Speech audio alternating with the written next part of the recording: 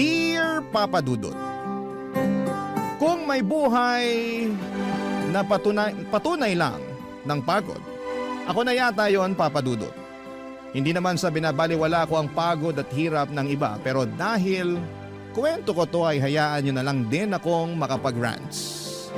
Alam po ninyo, Papa Dudut, ay fan na fan talaga ako ng Barangay Love Stories noon pa man. Avid listener na ako ng programa ninyo since pandemic at talaga namang minamarathon ko po ang bawat kwentong ina-upload ninyo online hanggang ngayon. Tapos ay nangangarap ako na isang araw ay makapagsulat din po ako sa inyong istasyon at mapinin ninyong i-ere sa radyo. At eto na ngayon ang istorya ng buhay ko. Nga pala, tawagin niyo na lamang po ako sa pangalang Asmira.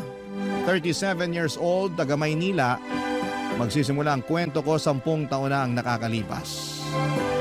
Kayod kabayo at kalabaw ako para maitaguyod ang lola at kapatid kong PWD. At may espesyal na pangangailangan.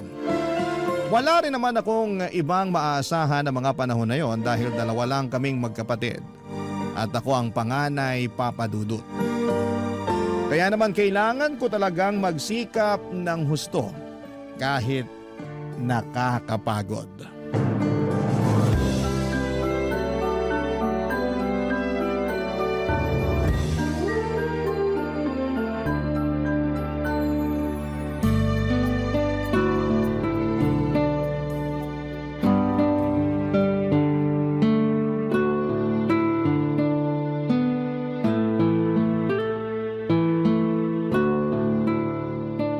Naku, parang kukulangin yata ang sweldo ko.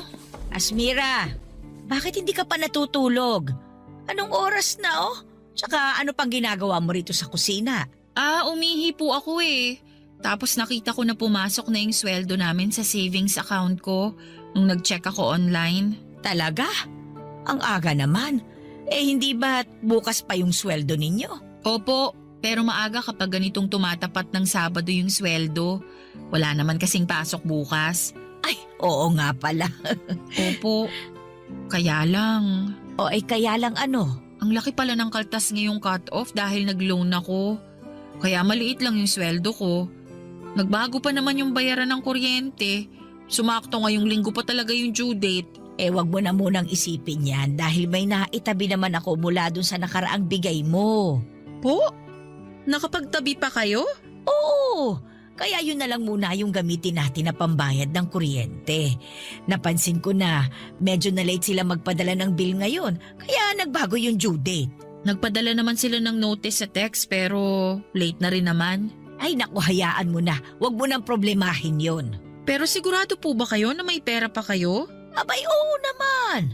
Ayoko lang mawalan kayo lalo na kapag kailangan nyo. Paano ko mawawalan? Sobra-sobra yung ibinibigay mo. Minsan nga napapaisip ako kung may natitira pa sa'yo Meron pa naman po.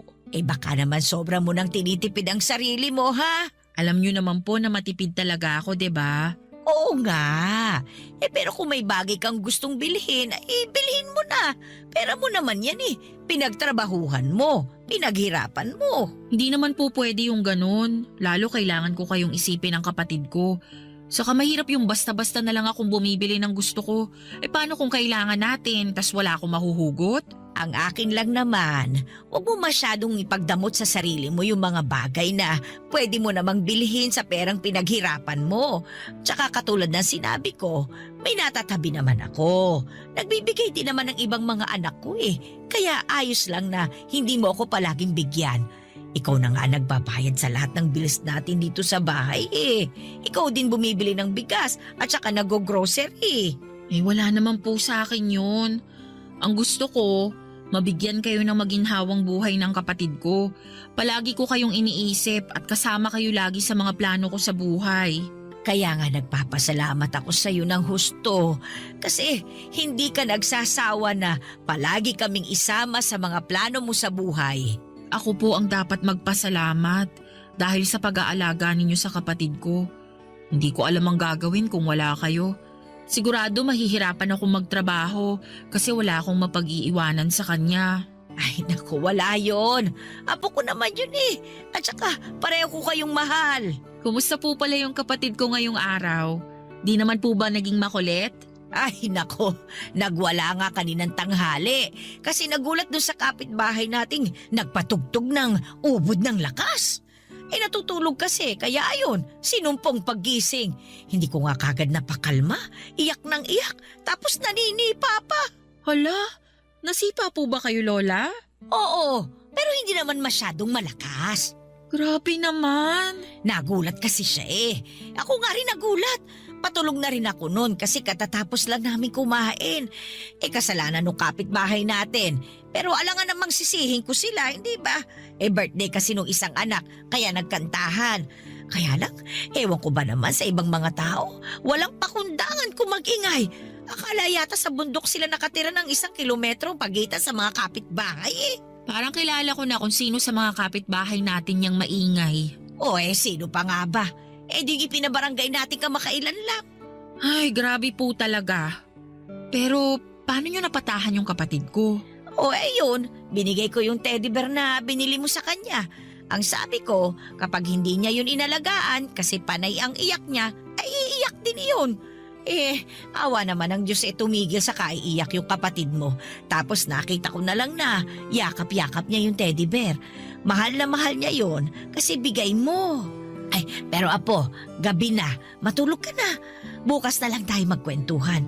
Tutal, wala ka namang pasok eh. Opo, salamat po ulit sa walang sawang pag-aalaga sa kapatid ko ha. At sa akin na rin, Lola. Wala iyon. Pareho ko kayong mahal, apo.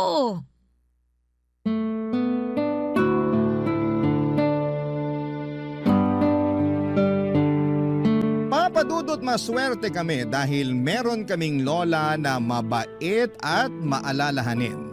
Siya na ang tumayong nanay sa aming magkapatid noong naulila kami. Wala na kami mga magulang, parehong namatay sa sakit noong 16 years old pa lamang ako.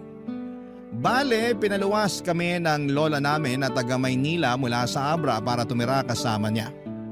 Nanay siya ng mama namin na sinusuportahan na lamang ng iba niyang mga anak. Sakto dahil mag-isa na lamang si Lola sa bahay nila matapos mamatay ni Lolo ng mga panahong yon. Dapat magtatrabaho na ako pagdating namin sa Maynila ng kapatid ko, pero kinausap ako ni Lola at tinanong kung gusto kong mag-aral. Meron pa naman daw siyang kaunting ipon at willing namang sumuporta sa akin ang isa kong tita na nasa abroad. Kaya naman sinunggaban ko na ang opportunity at kumuha ako ng kursong may kinalaman sa business na natapos ko naman. Fast forward, meron akong long-time boyfriend na mga panahong yon. Nagkakilala kami noong college at naging kami papadudot. Siya ang kasama ko sa lahat ng mahalagang parte ng buhay ko. Legal din kami sa mga pamilya namin at masasabi ko na siya talaga ang lalaking gusto kong pakasalan at makasamang bumuo ng pamilya. Kaya lang 2 beses na siyang nag-propose sa akin. Una ay noong 25th birthday ko at yung sumunod ay noong Valentine's Day ng 2014 papadudot.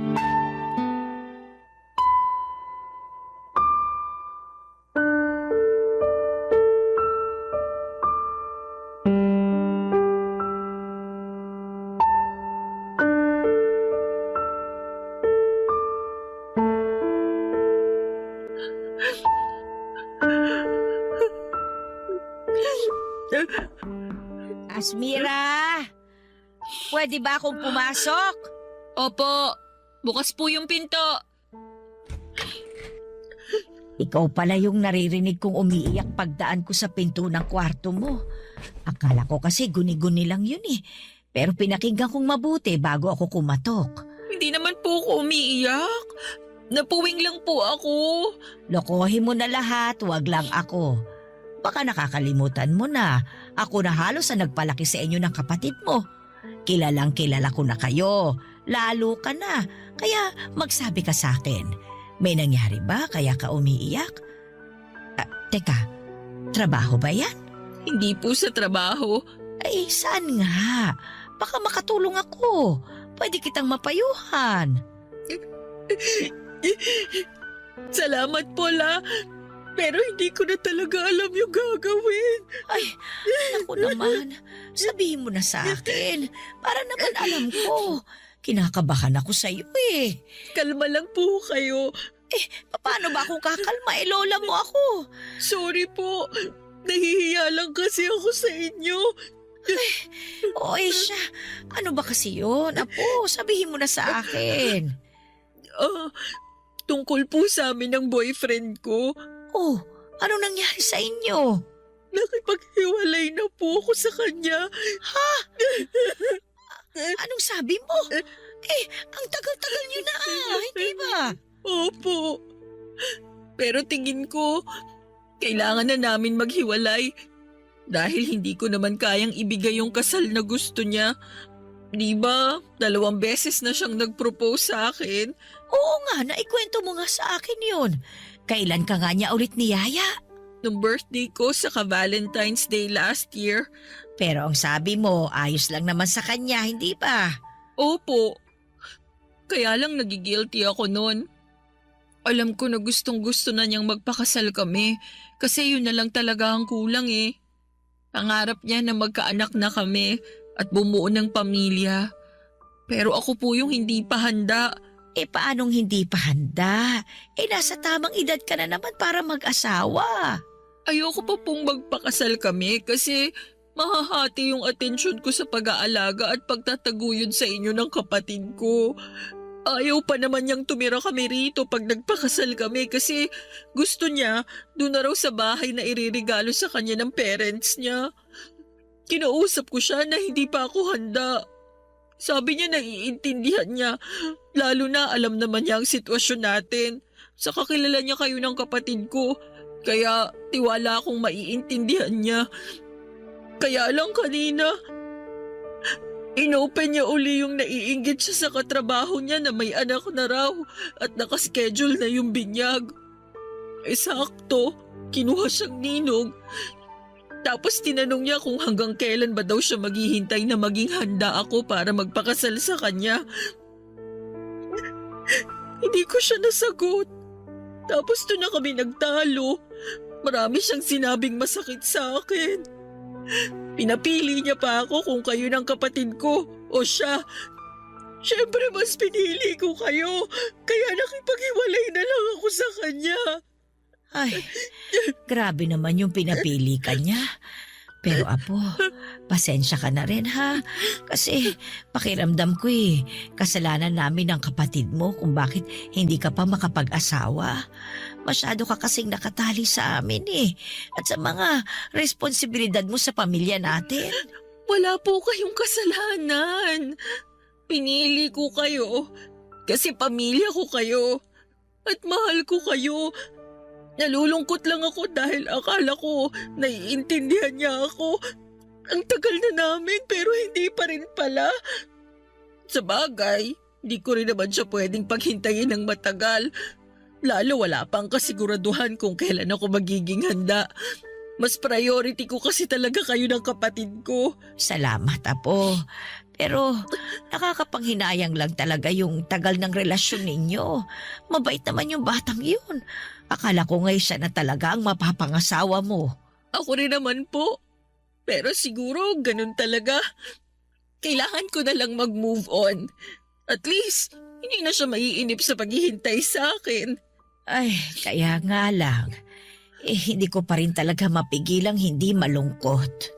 Kung nalulungkot kayo kasi mas pinili ko kayo ng kapatid ko kaysa sa kanya, wag na po.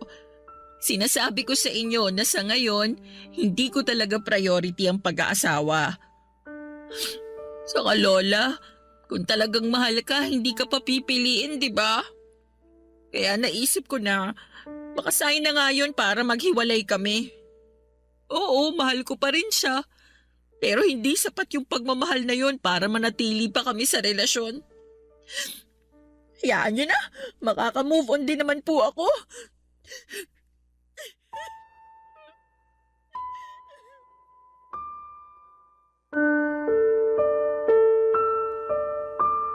Papadudot masakit sa akin ang pakikipaghiwalay sa long-time boyfriend ko. Pero wala naman akong magawa dahil gusto na niyang bumuo ng sariling pamilya. At yon ang bagay na hindi ko pa maibigay sa kanya ng mga panahong yon. Mahal ko siya at siya na ang nakikita kong tao na makakasama ko hanggang pagtanda namin. Pero hindi pa ako handang iwanan at bitawan ng responsibilidad ko sa lola ko at sa nakababata kong kapatid. Kaya naman pinalaya ko na lang siya kahit masakit sa akin, Papa Dudut. Parang pinagpira-piraso ang puso ko ng mga panahong yon. Pero ayoko rin namang itali sa akin at patuloy na paasahin kung kailan ako magiging handa na bumukod kasama siya. Sobrang lungkot ko lamang noon pero umasa ako at nananalig sa Diyos na kung pagkakalooban niya ako ng panibagong tao na mamahalin ay sana'y matanggap nito ang responsibilidad na hindi ko mabitawan sa aking pamilya, Papa Dudut. Barangay Love Stories. Barangay Love Stories. Papa Dudut, alam ng Diyos na gusto kong makapag-asawa at magkaanak. Pangarap ko na yon simula nagdalaga ako at yung bang balang araw ay makakakilala ako ng isang lalaki na mamahalin ako at pakakasalan. Kahit na hindi masyadong mayaman pero masipag, mapagmahal at mabuting padre de pamilya, ay ayos na po sa akin. Kaya lang dahil sa paghihiwalay namin ng long-time boyfriend ko, aminado akong nagduda ako sa aking sarili kung may chance ba akong makapag-asawa at matupad ang pangarap kong magkapamilya. Pero 6 na buwan pagkalipas ng breakup namin ng ex ko ay meron akong nakilalang lalaki online. Nag-click kami at hindi nagtagal ay nagkita ng personal. Call center agent siya na nagtatrabaho sa Ortigas, Papa Dudut. Guwapo at katulad kong single na naghahanap ng bagong pag-ibig. Pagkatapos ng una naming pagkikita, sinabi niya sa akin na gusto niya akong ligawan. Bagay na pinayagan ko naman. 1 buwan na niya akong nililigawan nang magdesisyon akong isama siya sa bahay namin para ipakilala sa lola at kapatid ko. Okay naman yung naging pagkikita nila, kaya lang makalipas ang 1 araw ay mayroon pong nangyari, Papa Dudut.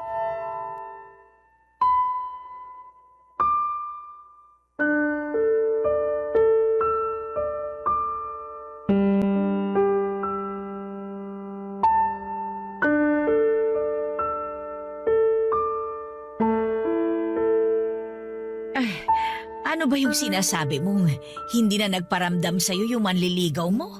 Wala na po eh. Hindi na po siya nagre-reply sa mga text ko. Cannot be reached na rin po yung number niya. Eh bakit naman niya ginawa sa'yo yun? Baka ayaw na niya sa akin kaya ganun. Aayawan ka niya? Ang saya-saya niyo pa nung nakaraan na. Sinama mo pa nga siya rito para ipakilala sa amin ng kapatid mo. Kaya nga po eh. Pero akala ko okay lang ang lahat kaya lang mukhang mali ako. Ano ba sa tingin mo yung problema? Yung totoo po? Oo. Tingin ko nagbago yung isip niya na ituloy yung panliligaw sa akin matapos ko siyang dalhin dito sa bahay. Naisip ko na hindi pa siya handa sakaling maging kami tapos mas priority ko kayo ng kapatid ko. Sobra naman yun. Akala ko pa naman masaya siya nung nagpunta rito sa atin. Panay pa nga ang kwentuhan namin ng mga nakakatawang karanasan niya nung nagbakasyon sila ng pamilya niya sa Bohol. Sabi ko kasi, pangarap ko makapunta doon, tapos gaganyanin ka lang niya. Hindi pa naman po ako sigurado kasi bigla na lang siyang nawala. Sa lagay para pala siyang multo. Ganun na nga po. Nakakainis naman yung batang yun. Pero feeling ko nagulat din siya sa kapatid ko nun. Bakit? Hindi ba niya alam na may kapatid kang may espesyal na pangangailangan? Alam naman po kasi kinukwento ko naman sa kanya. Kaya lang, iba pa rin po pag personal na. Akala ko pa naman ni seryoso siya sa'yo. Na siya na yung susunod mo magiging boyfriend. Ang buhay talaga, oo. May mga tao talaga na sa salita lang magaling. Yun nga la eh. Wala naman siyang sinabi sa akin na ayaw niya na pala. Sa lagay, huhulaan ko pa pala. Sakit nun ah. Patunay lang yan na hindi siya ang lalaki para sa'yo. Kaya lang nahulog na po ako sa kanya. Kahit paano, naging masaya ako sa isang buwan naming pag-uusap. Naramdaman ko na mahalaga ako sa kanya nung niligawan niya ako. Ganyan naman talaga ang mga lalaki eh. Ipaparamdam nila sa'yo na mahalaga ka sa kanila hanggang makuha nila yung matamis mong oo. Pero hindi lahat nananatiling ganun yung trato sa'yo pag nagtagal. Ang iba sa kanila nagbabago kasi nagiging kampante na dahil nakuha ka na nila. Dapat sa mga ganyang lalaki hindi iniiyakan ng matagal. Mga bahagang buntot. Parang nawawala na po ako ng pag-asa na makakakilala ng lalaking seseryoso sa akin. Naniniwala naman ako na merong darating. Pagod na rin po kasi akong maghanap. Huwag ka na munang maghanap, Apo. Hayaan mo lang na ang kapalaran ang kumilos. Naniniwala ako na kung para sa iyo ibibigay sa iyo. Tingnan mo nga kami ng lolo mo nung nabubuhay pa siya. Hindi ko yan gusto. Ayaw ko nga dyan kasi nuknuka ng yabang. Yung pala, siya yung lalaking nakatadhana na mapangasawa ko. Sa tinagal-tagal ng panahon, nakita ko na hindi naman pala mayabang ang lolo mong yun. Mabait siya, mapagmahal at maalalahanin. Hindi nga lang kagwapuhan pero pwede na. Lola naman Nagsasabi lang naman ako ng totoo. Sige po kayo, baka biglang magmulto si Lolo. Sabi niyo nun, gustong-gusto niya palagi na sinasabihan ng gwapo. Ay siya lang ba? Akala ko lahat ng mga lalaki gwapong-gwapo sa sarili. Grabe kayo. Biro lang. Tsaka biro lang din naman yung hindi kagwapuhan yung lolo mo. Kasi para sa akin, siya na yung pinakagwapo sa lahat. Totoo rin naman po. Kaya nga, nalungkot din talaga ako nung namatay siya Pero mabuti na lamang at dumating kayo ng kapatid mo sa buhay ko. Sabi ko nga sa sarili ko, hindi pa rin ako hahayaan ng Panginoon na maging mag-isa. Hindi po kayo mag-iisa hanggat nandito ako at ang kapatid ko. Pangako ko po yan, La. Pero hindi naman kita pinagbabawalang mag-asawa, ha? Hindi ka na rin naman bumabata. Ilang taong ka na nga ba? Ay, wala pong tanungan ng edad. Hindi naman halata, Apo. Mukha ka pa rin namang 16 anyos. Bulera ka, Lola. Hindi bintangera. Pero seryoso po. Salamat po kasi nandyan kayo para may makausap ako. Lalo na sa mga ganitong pagkakataon. Kahit na malungkot yung nangyari sa naunsyami kong love life, masaya naman ako dahil kasama ko pa rin ang pamilya ko. Para sa akin, kayo po ang mas mahalaga.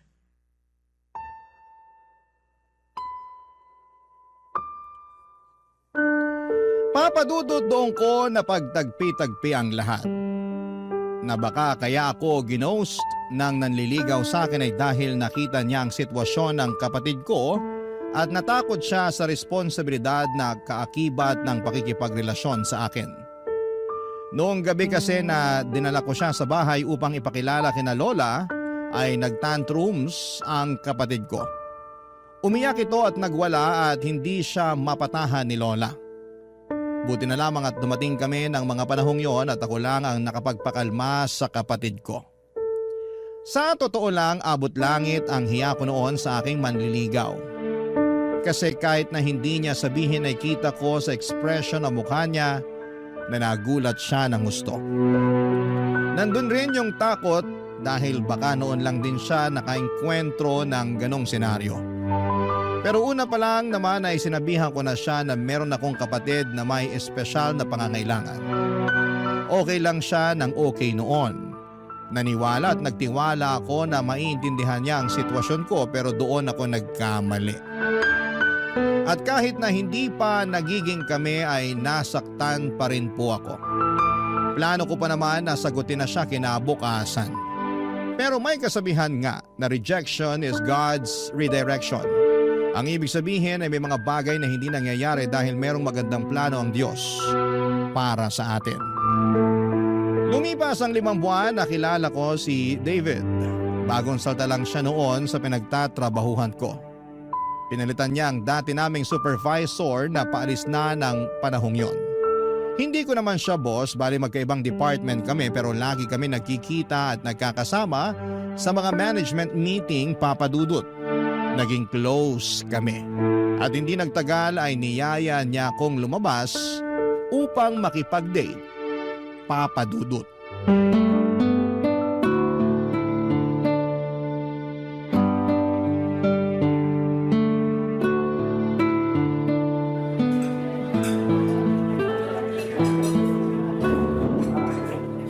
Naku, ang sosyal naman dito sa restaurant na pinagdalhan mo sa akin, David. Di ba, sabi ko gusto kita i-date? Siyempre, naghanap talaga ako ng magandang restaurant na pwede kong pagdalhan sa'yo. Seryoso ka pala talaga sa sinabi mo na gusto mong mag-date tayo? Oo naman. Pareho naman tayong single. Kumbaga, walang sabit. Saka, hindi naman kita yayain kung wala akong dahilan. Anong dahilan? Alam ko na hindi pa matagal simula nung nagkakilala tayo. Pero napalapit ka na sa akin. Yung totoo, nagustuhan na kita nung unang araw pa lang na nakita kita. Maraming bagay yung hinangaan ko sa'yo, lalo na sa pagiging profesional at magaling mo sa trabaho natin. Napaka-passionate mo sa mga bagay na ginagawa mo. Simula nun, lalo ko napatunayan sa sarili ko na hindi lang pala kita basta gusto. Mahal na kita, Asmira. Ha? Kaya nga kita niyaya makipag-date para formal na hingin yung permiso mo na manligaw ako sa'yo. Pero, David, Pero ano? hindi pa ako handang magpaligaw. Ganun ba? Oo, sorry, pero ano kasi, yung totoo, gusto na rin naman kita. Kaya lang natatakot ako na baka pag nakilala mo na ako ng husto, ayawan mo na lang ako bigla sa dulo. Anong ibig mo sabihin? Dediretsuhin na kita ah. Hindi pa ako ulit handang magpaligaw kasi priority ko ang pamilya ko. Pero hindi ko naman pinagbabawalan yung sarili ko na ma-in love. Kaya lang, nandun pa rin yung takot na baka pag napalapit na ako sa iyo ng husto, iwan mo rin ako katulad ng ginawa sa akin ng long-time boyfriend ko.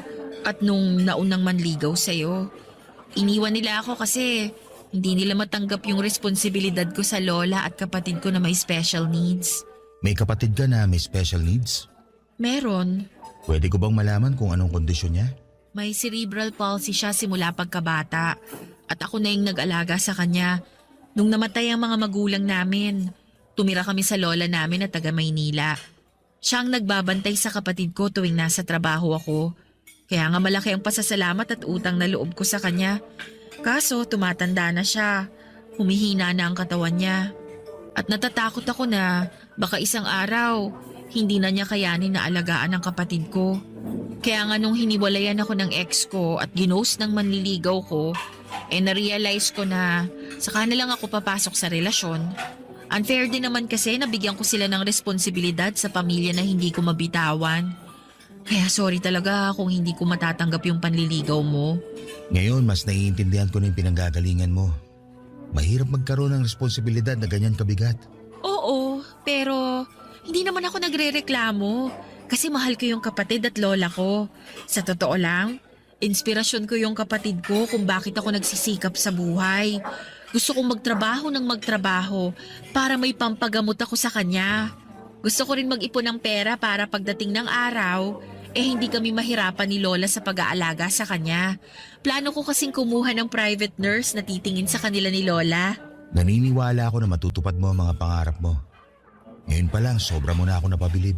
Salamat, David. Pasensya ka na ulit kung ni-reject kita ha. Ayos lang naman. At least, naging honest ka kaya magiging honest ulit ako sa'yo. Ano yun? Anong ibig mong sabihin? Hindi nawala yung nararamdaman ko para sa'yo. Dahil sa mga sinabi mo sa akin, mas lalo lang kitang minahal. Alam ko na hindi ka pa handa na tumanggap ng bagong pag-ibig sa ngayon. Pero handa naman ako maghintay na dumating yung araw na yon. Pero baka mapagod ka. Saka ayoko naman na sa akin lang umiikot ang mundo mo. Lalo kung pwede ka naman makipag-date at manligaw ng ibang babae.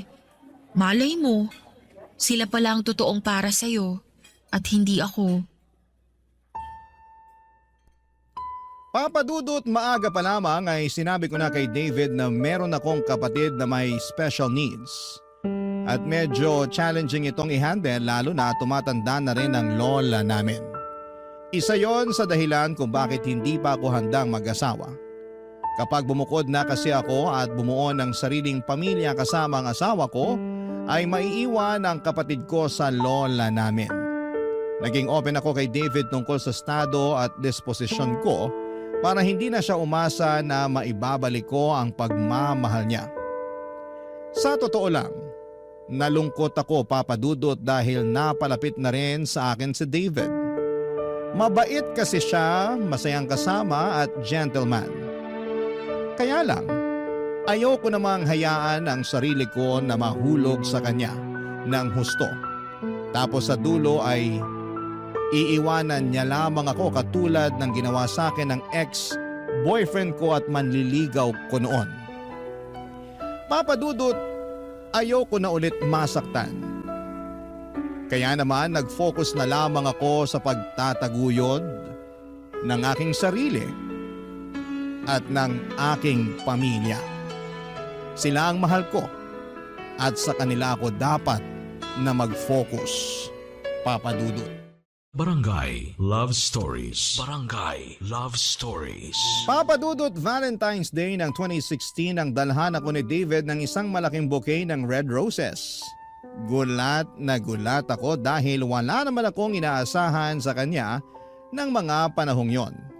Nagkasundo na lamang kasi kami na maging magkaibigan lalo na at hindi pa ako handang magkaroon ng panibagong karelasyon. Tinanggap ko na lamang na baka hindi na ako makapag-asawa pero pinangako ko naman sa sarili ko na bibigyan ko ng maganda at komportabling buhay ang lola at kapatid ko. In fact, pinag-iisipan ko na nga na mag-abroad noon. Kaya lang nagbago ang lahat matapos akong bigyan ni David ng mga bulaklak. Sa sulat na kasama noon, nakasaad na gusto niya akong makadate. Pumayag ako at kinagabihan ay pumunta kami sa isang restaurant sa Quezon City na noong ko lang napuntahan sa tanang buhay ko. Pagkaupo namin sa pinareserve niyang mesa ay nag-thank you sa akin si David dahil pumayag ako makipag-date sa kanya. Sa isip ko ay date lang naman, wala namang masama doon. Pero alam ko naman na niloloko ko lang ang sarili ko na higit pa talaga sa pagkakaibigan ng nararamdaman ng dalawang tao na lumalabas during Valentine's Day. Pero hinayaan ko na lang at in-enjoy ang bawat sandali. At bago niya ako ihatid sa amin ay sinabi niya na hindi niya raw ako kayang maging kaibigan lang. Na naintindihan niya ang responsibilidad ko sa pamilya ko at handa siyang tulungan ako lalo na sa pag-aalaga sa aking kapatid. Kung hindi niyo na itatanong, may pamangkin si David na meron ding espesyal na pangangailangan. Anak yon ang kaisa-isa niyang ate at siya ang nag-alaga rito simula pagkabata. Kaya naman pamilyar si David sa pag-handle sa mga ganong klase ng sitwasyon. Pero hindi pa rin ako kumbinsido kaya pinapunta ko siya sa bahay kinabukasan upang ipakilala sa lola at kapatid ko. At doon ko nakita na nagsasabi siya ng totoo. Dahil bukod sa akin ay siya lang ang nakapagpaamo sa kapatid ko noong sinumpong ito at ayaw tumigil sa pag-iyak. Kung hindi naman sinusumpong ang kapatid ko ay magkasundo sila ni David, Papa Dudut. Unti-unti ay lalo akong nahulog sa kanya hanggang sa pumayag na akong magpaligaw. 1.5 buwan ang nagdaan nang sagutin ko si David. Naging kami at sa loob ng 1 taon naming magkarelasyon ay masasabi ko na mapalad ako dahil dumating siya sa buhay ko. Nangako si David na kahit mag-asawa na kami ay hindi namin kakalimutan ang responsibilidad ko sa aking kapatid. In fact, napagkasunduan namin na sa bahay pa rin ni Lola tumira. Kaya noong June 2017 ay nag-propose ng kasal sa akin si David. Bagay na hindi ko na tinutulan. Sa susunod na taon ng 2018 ang plano naming pag-iisang dibdib, kaya lang makaraan ng 2 buwan simula nang ma-engage kami ay mayroong nangyari na kapwa namin hindi inaasahan. At yon ay nung nagkasakit ng malubha ang kapatid ko na sa huli ay hindi kinaya ng mahina niyang katawan. Papa Dudo, tuluyan ang kinuha sa akin ang pinakamamahal kong kapatid na siyang angkla ko sa buhay na ito.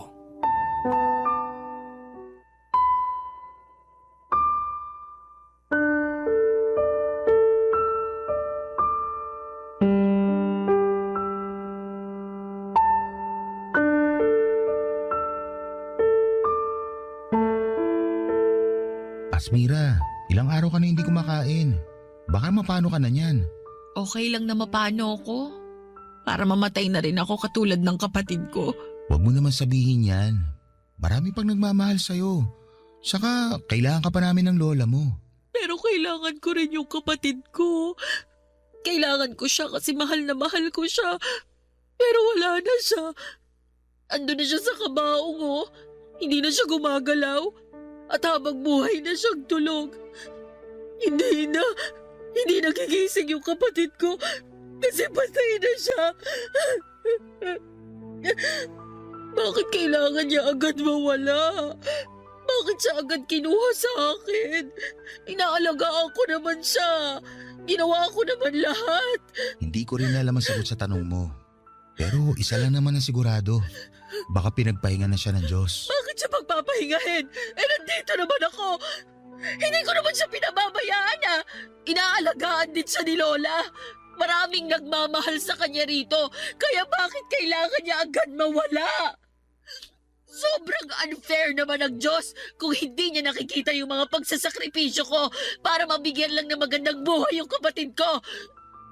Sobrang unfair niya kasi kinuha niya sa akin yung kaisa-isang tao na dahilan kung bakit ako nagsisikap sa buhay. Mahal na mahal ko yung kapatid ko, David. Kahit na may kapansanan siya at espesyal na pangangailangan, hindi ako nagsisisi na siya yung naging kapatid ko. Gusto ko ako pa rin na maging ate niya kahit na sa susunod na buhay. Napapagod ako sa trabaho at sa buhay na to. Pero kahit kailan, hindi ako napagod sa kanya. At alam niyo ng kapatid mo, Asmira. Sigurado ko na nagpapasalamat siya sa'yo ng gusto dahil meron siyang mabait at responsabling ate. Di ba, bago ako dumating, ikaw lang din naman ang nagpapakalma sa kanya? Alam ko yun. Nakita ko yun kasi pag nandyan ka, ngumingiti siya. Tapos tinuturo ka pa niya palagi. Patunay lang yun na sobrang malapit siya sa'yo. Oo, tapos hindi ko na ulit makikita yung ngiti niya. Yung maganda niyang mukha. Hindi ko na maririnig yung boses niya at yung mga pag-ungol niya pag may tinuturo siya na gusto niya na kunin. Pati yung tawa niya pag masaya siya. Lahat yun. Kasama na niyang malilibig. Hindi ko na makikita ang kapatid ko dahil wala na siya sa piling namin ni Lola habang buhay. Naniniwala ako na kahit hindi na natin siya kasama sa buhay na to, mananatili pa rin siyang buhay sa mga puso natin. Alam mo, kahit na sandali pa lang kami nagkakasama ng kapatid mo naging malapit na rin siya sa akin. Napamahal na ako sa kanya kaya nga sobrang sakit din sa akin tong biglang pagkawala niya. Pero alam ko, naniniwala ako, nakasama pa rin natin siya anumang mangyari. Hindi nga lang natin siya nakikita, pero hindi naman talaga siya nawala. Iisipin ko na lang na nakapagpahinga na siya sa piling ng Diyos. Na wala siyang sakit na nararamdaman at nararanasan para kahit paano mapanatag ako at mabigyan ng konting peace of mind sa pagkawala niya. Thank you, David, ha? Sa lahat-lahat. Sa pagmamahal sa kapatid ko. Sa pagtrato sa kanya ng tama at mabuti. Sa mga tulong mo sa amin ni Lola, lalo nung araw na iniwan na kami ng kapatid ko. Sobrang down ako noon kaya hindi ko na alam yung gagawin. Buti andyan ka para ayusin yung mga papeles niya at pagbuburulan. Maliit na bagay lang yun kumpara naman sa pagsasakripisyo mo para sa kapatid mo nung nabubuhay pa siya. Walang kaso sa akin ng tumulong, lalo na't mahal ko ang kapatid mo. Salamat pero hindi maliit na bagay yung ginawa mo at patuloy mo pa rin ginagawa. Kaya salamat talaga. Hindi ko alam ang gagawin ko kung sakaling wala ka. Hindi ako mawawala. Palagi ako nasa tabi mo para tulungan at damayan ka. Tandaan mo, hindi ka na nag-iisa. Oo, lagi kong tatandaan yan. Buti naman. Pwede bang kumain ka na? Nag-aalala na ako sa'yo eh. Wala pa rin akong gana eh. Pero sige, susubukan ko. Kakain ako kahit konti. Papadudot, ang sakit-sakit mawala ng kapatid. Hindi ko alam kung paano pa ako uusad ng mga panahong yon. Masyado rin kasing mabilis sa mga pangyayari at nagkaroon siya ng pulmonya at nagkaroon ng komplikasyon. Hindi na naagapan at hindi namin nakalain na kukunin na pala ng Diyos sa amin ang kapatid ko. Matagal na namang mahina ang katawan niya kaya mabilis siyang magkasakit, Papa Dudut. Pero naaagapan namin yon kaya gumagaling siya.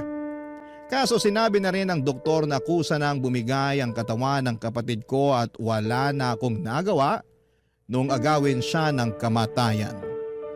Pakiramdam ko po noon ay gusto ko na rin mamatay lalo't wala na ang angkla ko. Sa totoo lang, kahit minsan ay nakakaramdam ako ng pagod sa pag-aalaga at pagtataguyod sa kapatid ko ay mahal na mahal ko pa rin siya. Siya ang inspirasyon ko at dahilan para magpatuloy sa buhay.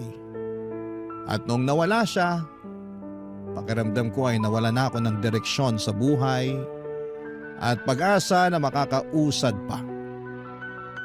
Pero buti na lamang at nandyan sina Lola at David. Naging sandalan ko sila sa oras na nangihina ako gawa ng pagkamatay ng kapatid ko. At kapag gusto ko nang bumigay, yung pagmamahal ni David ang nagsisilbi kong lakas, Papa Dudut. Sa pagpapatuloy ng aming relasyon ay natuloy pa rin ang kasal namin ni David noong 2018 at tumira kami sa bahay ni Lola at nangako na aalagaan siya. Hindi nagtagal ay nabuntis ako. Masayang masaya kami ni David dahil magiging magulang na kami. Kapwa excited kami at kabado na rin. Kaya lang habang ipinagbubuntis ko ang panganay namin ay muli kaming sinubok ng kapalaran. Matapos matuklasan sa isang masusing pagsusuri na mayroong Down syndrome ang magiging anak namin, Papa Dudut.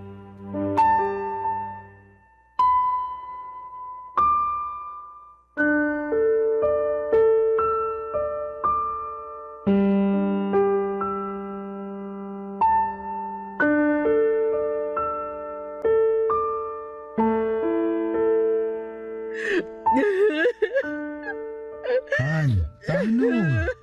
Baka mapano ka naman. Nag-aalala ako sa iyo eh. Ang hirap lang kasing tanggapin, Han. Bakit sa anak pa natin nangyari yun? Bakit siya pa? Iniingatan ko naman siya eh. Pero bakit? Hindi ko rin alam pero alam ko iniingatan mo siya. Siguro ganun talaga. Tingin mo, pinarurusahan tayo ng Diyos? Kaya binigyan niya tayo ng anak na may espesyal na pangangailangan? Hindi ah. Hindi. Pero bakit nga kasi yung anak pa natin? Ewan ko Han. Pero naniniwala ako na walang bata ang deserve na makatanggap ng ganong sakit. Oo, kasi alam kong mahirap dahil napagdaanan na yun ng kapatid ko at ng pamangkin mo. Natatakot lang ako para sa anak natin. Lalo na't hindi na magiging normal sa kanya ang lahat. Simula pa lang sa araw na isilang siya sa mundong to. Natatakot din naman ako pero kailangan pa rin nating tatagan ang loob natin. Hindi pwede na tayo mga magulang niya ang unang-unang panghihinaan. Hindi kawawa ang anak natin dahil may espesyal siyang pangangailangan. Magiging kawawa lang siya pag pinabayaan natin siya. Tama ka. Totoo lahat ng mga sinabi mo. Pasensya ka na sa akin. Hindi ko naman intensyon na maapekto ng husto sa nalaman natin eh. Naiintindihan ko yung takot mo bilang nanay. Takot din naman ako pero kung hahayaan natin na kainin tayo ng takot na yun, hindi natin maibibigay yung best natin bilang magulang sa magiging anak natin. May dahilan kung bakit pareho tayo nagkaroon ng karanasan sa pag-aalaga na may mga special na pangangailangan. Ikaw sa kapatid mo at ako naman sa pamangkin ko. At ngayon na espesyal din na magiging baby natin, sigurado ko na hindi na tayo mahihirapan. Kung mahirapan man, napag-aaralan naman ang lahat eh. Basta tutukan lang natin si baby at huwag pabayaan. Kahit na anong mangyari, anak natin siya at mahal natin siya. Oo, anak natin siya at mahal natin siya. Hindi yun magbabago kahit na ano pang itsura niya. Ganun na nga. Saka hiniling natin siya sa Diyos. At ngayon binigay niya na sa atin yung panalangin natin. Dapat masaya tayo, hindi ba? Masaya naman ako, pero hindi ko lang napigilan yung bugso ng damdamin ko. Alam ko kasi yung hirap at pagod sa pag-aalaga ng bata na may espesyal na pangangailangan. Oo, pero hindi ka naman mag-iisa sa pag-aalaga sa anak natin. Andito ako. Andyan si Lola. Tutulungan ka namin, Han. Kung noon mas nakakapagod dahil kailang dalawa ni Lola nag-alaga sa kapatid mo. Pero ngayon kasama niyo na ako. Sisiguraduhin ko na magiging mabuting padre de pamilya ako para sa inyo ng anak natin. Mamahalin ko kayo at aalagaan sa abot na makakaya ko. Hindi naman yung sinumpaan ko sa altar nung kinasal tayo, hindi ba? Naniniwala ako na hindi tayo bibigyan ng Diyos ng pagsubok na hindi natin malalagpasan. Magtiwala lang tayo at maniwala na magiging maayos ang lahat. Salamat, kasi gumaan ng husto yung loob ko.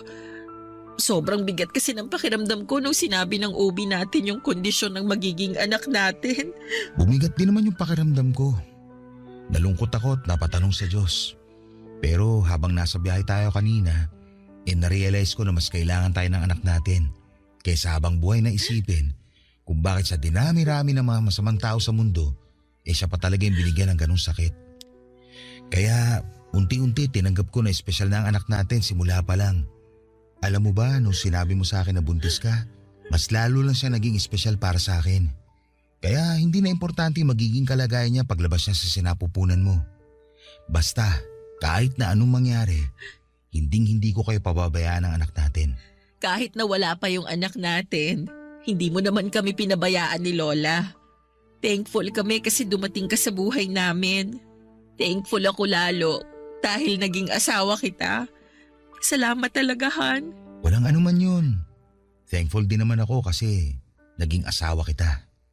Kaya huwag ka na masyado malungkot ha. Kakayanin natin to. Kakayanin natin. Basta magkasama tayo.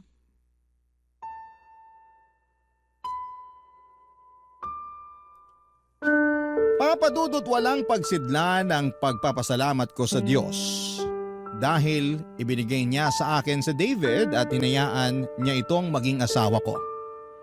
Napakapalad ko sa kanya dahil hindi lang siya mabuting asawa kundi responsable ding padre di pamilya. Dahil nandyan siya ay mas gumaan ang lahat sa akin. At alam ko na wala akong hindi kakayanin dahil nasa tabi ko lamang ang lalaking pinakamamahal ko. Totoo nga ang sinabi ni Lola na kusang darating ang tao na para sa iyo pag hinayaan mong gumawa ng paraan ng kapalaran. Tungkol naman sa baby namin, pinanganak namin siyang may Down syndrome. Pero kahit na may espesyal siyang pangangailangan ay malusog ang anak namin. At simula pa lang noong araw na isinilang ko siya ay marami na ang nagmahal sa kanya. Sa kasalukuyan, kami ni Lola ang magkatuwang sa pag-aalaga sa anak namin ni David habang nasa abroad ang mister ko. Noong 2022 kasi ay nabigyan siya ng opportunity na makapag-ibang bansa. Ako naman ay nag-work from home sa gabi bilang virtual assistant. Nakakapagod magtaguyod ng anak na may espesyal na pangangailangan pero kahit kailan. Hindi po ako napagod na maging nanay niya. Para sa akin, biyaya siya ng Diyos. Katulad ng kapatid ko na espesyal din sa puso ko. Maraming salamat po sa inyo, Papa Dudut, sakaling mapili po ninyong i-area ang sulat ko at sana'y kinapulutan po ito ng aral at inspirasyon ng mga kabarangay natin. God bless and more power sa Barangay Love Stories. Number 1 po kayo sa aking puso. Ang inyong forever kapuso at kabarangay, Asmira. Dear Papa Dudut, naalala mo pa ba ang unang nagpatibok ng puso mo? Kasi ako, oo. Ako nga pala si Jerry, 35 years old at gusto kong ibahagi sa inyo ang kwento ng first love ko. Siya si Mitch, mas matanda siya ng 5 taon sa akin. Pero hindi naging hadlang ang aming mga edad para magkaroon ng katuparan ang aming pagmamahalan. 18 anyos ako nang una ko siyang makita. Kabatch at katrabaho siya ng ate ko. Minsan ay inimbitahan siya ni ate nila sa bahay namin. Iba na agad ang naramdaman ko nang magtama ang aming mga mata. Nakatambay sila noon sa sala at ando naman ako sa kusina, Papa Dudut. Kitang-kita namin ang isa't isa. Panay ang sulyap niya sa akin at iba ang sulyap na yon. Palihim din niya ako giningitian tuwing tumatalikod si ate sa kanya. Ako naman ay panay ang daan ko sa sala kahit wala naman akong pakay doon. Nakahalata nga si ate nila at namula ako sa hiya nang tanungin ni ate kung bakit ba ako daan ng daan sa sala. Napangiti na lamang si Mitch. Doon na nawala ang hiya ko bigla. Sa mga sumunod na araw ay napadalas na nga ang pagdalaw ni Mitch sa bahay namin, Papa Dudut. Mas lalo tuloy akong nagkagusto sa kanya. Doon na rin kami nagsimulang maging malapit. Kinuha niya ang number ko at agad ko naman yung ibinigay. Inabangan ko ang pag-text niya sa akin at nung nakatanggap na ako ng text sa kanya ay nagtuloy-tuloy na ang usapan namin, Papa Dudut. Doon na nagsimula ang love story namin. Niligawan ko siya at sinagot niya ako. Nilihim namin yon noong una dahil hindi namin alam kung paano ipapaliwanag kay ate nila na kami na. Nahuli lamang kami nang mabasa ng ate nila ang love letters na pinapadala sa akin ni Mitch. At ang mga love letter na yon ay tinago ko pa rin kahit na nagkahiwalay na kami at kahit na lumipas na ang ilang taon. Nasa kwarto nga ako at naglilinis nang makita ko ang isang maliit na karton na nasa pinakatagong at pinakailalim ng cabinet ko. Doon nakatago ang mga love letter ni Mitch sa akin noong araw. Binasa ko ang mga yon at muli na naman akong nahuli ni ate nila na nakangiti habang hawak-hawak ang mga yon, Papa Dudut.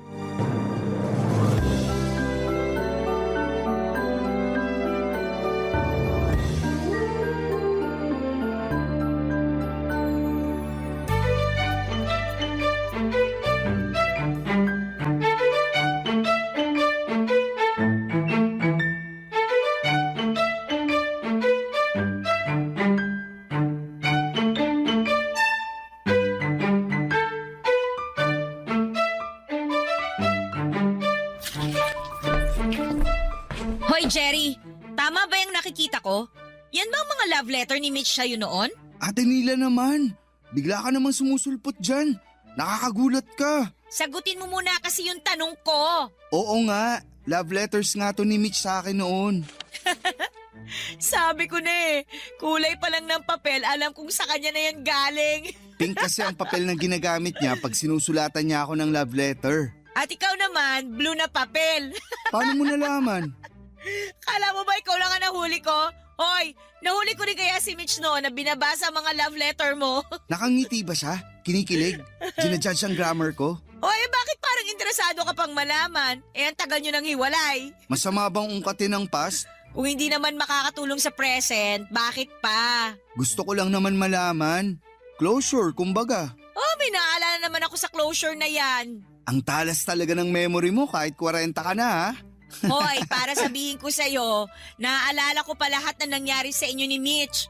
Ako kaya ang sumbungan niya ng mga kapalpakan mo. Pumalpak ako sa kanya? Hihiwalayan ka ba niya kung hindi? Ang sakit naman. Totoo naman kasi Wala na ako ibang ginawa kundi makinig sa mga reklamo niya sa'yo. Ako nga nagsabi na iwan ka na niya Sabi ko na kasalanan mo talaga kung bakit kami natapos. Ako nga yung nagsabi sa kanya na makipaghiwalay na sa'yo. Ate naman. Wait naman kasi, hindi pa kasi ako tapos. Sinabi ko yun sa kanya pero ayaw niya. Hindi ka raw niya kayang iwan. Mahal na mahal ka kaya ni Mitch noon. Talaga? Sinabi niya yun? Kinilig ka naman. Nagtataka lang ako. Kasi kung mahal na mahal niya ako, bakit bigla niya akong iniwan nun? Gano'n naman talaga Hindi porket mahal ka, hindi ka naiiwan. Nasaktan din kaya siya nung iniwan niya ako? Hindi porket siyang nang iwan, hindi na siya nasaktan. Kung alam mo lang kung paano ko siya kinomfort nung gabing nakipag-break siya sa'yo. Ay, bakit ngayon mo lang sinabi sa akin to? Di sana umabol pa ako sa kanya. Iyan ang dahilan kung bakit siya nakiusap na wag kong sabihin sa'yo kasi alam niyang hahabulin mo pa siya. Kapatid mo ako. Dapat sa akin ka pumanig. Dapat doon ka sa alam mong makakabuti sa akin. Naman, dun ako sa makakabuti sa'yo. Kaya nga hindi ko na rin sinabi sa'yo eh. Nakita mo kung paano ako nasaktan at nasira nung iniwan niya ako. Yun yung isang bagay na kailangan mong pagdaanan para maging matatag ka. O di ba matatag ka na ngayon? Pero natanong mo ba kung masaya ako? Eh choice naman natin maging masaya eh. Ikaw lang naman tong pumipigil sa sarili mo na gawin yon.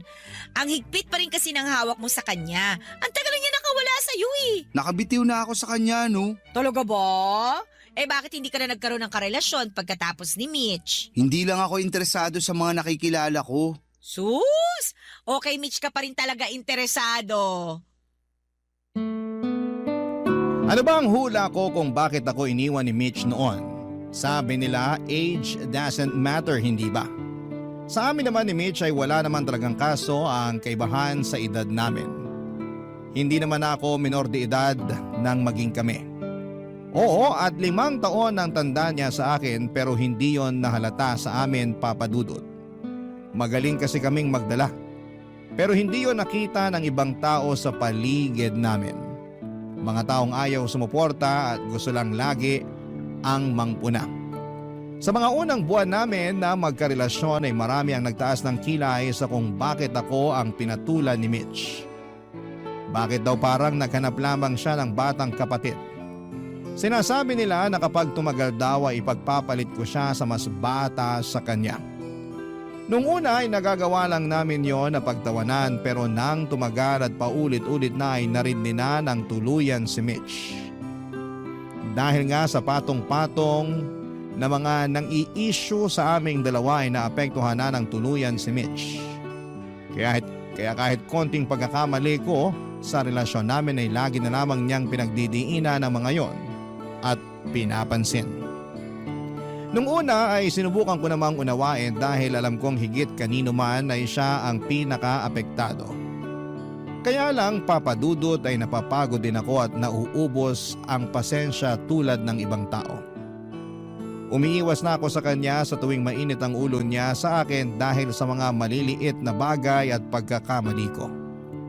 Doon siya mas lalong naggalit sa akin. Gusto ko lang namang makaiwas sa away namin pero minasama ata niya ang mga yon. Iyon nata ang naging dahilan para hiwalayan niya ako. Ata.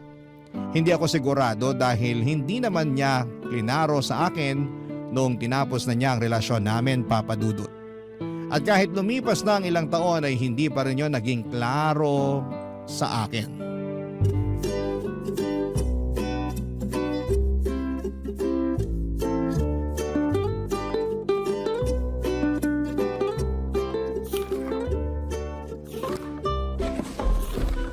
Hoy, Ate Nila, bakit mo binubuklat yung yearbook mo ng high school?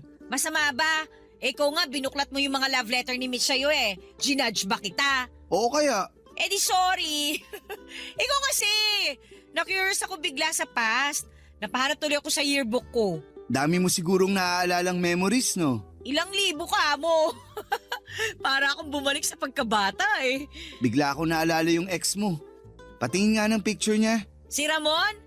Ay naku, wala na rito. Ginupit ko na. Walang lugar ang mga manloloko sa yearbook ko, no? Bitter ka pa rin ba?